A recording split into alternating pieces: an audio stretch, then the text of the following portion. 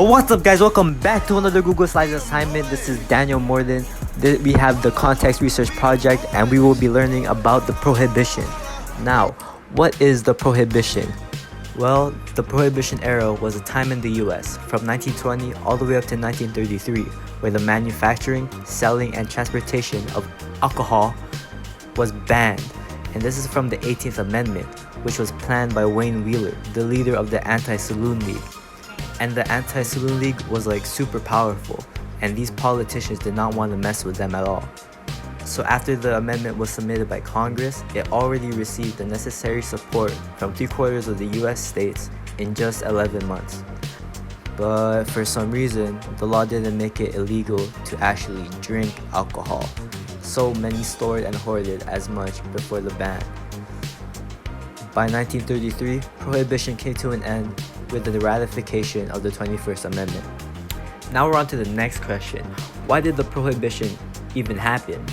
Well, prior to the prohibition, there was a temperance movement that was rising and becoming super popular, and a religious revivalism that happened all the way back in the 1800s, and it labeled alcohol as a destructive force, becoming the face of blame for many of the social problems at the time, and it was considered the root of things such as gambling and prostitution and violence, all that bad stuff.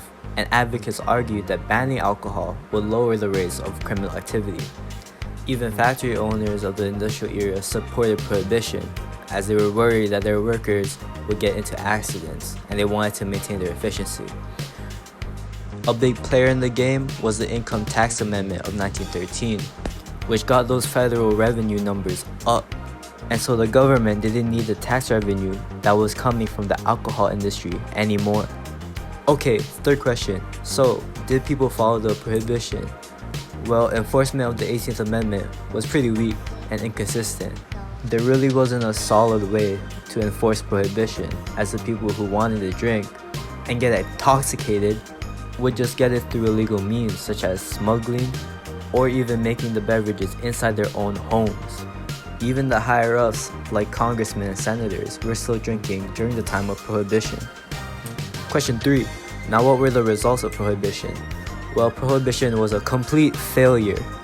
The economy was negatively affected, thousands of jobs were lost, the federal government lost big boy money, and it ended up creating illegal economies like bootlegging and smuggling, speakeasies, which are kind of like undercover drinking places, and unauthorized distilling operations.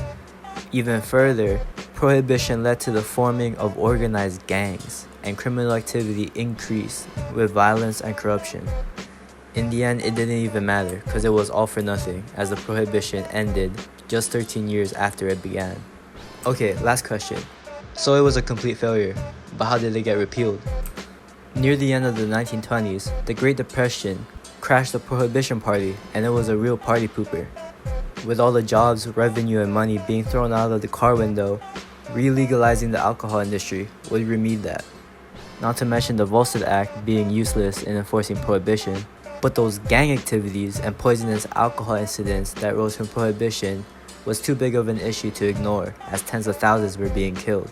And so when my boy Frank D. Roos became president in 1932, after promising the people that he would repeal the 18th Amendment, he went out there and killed it a year later. And that marked the end of prohibition in 1933. Sources. Yeah.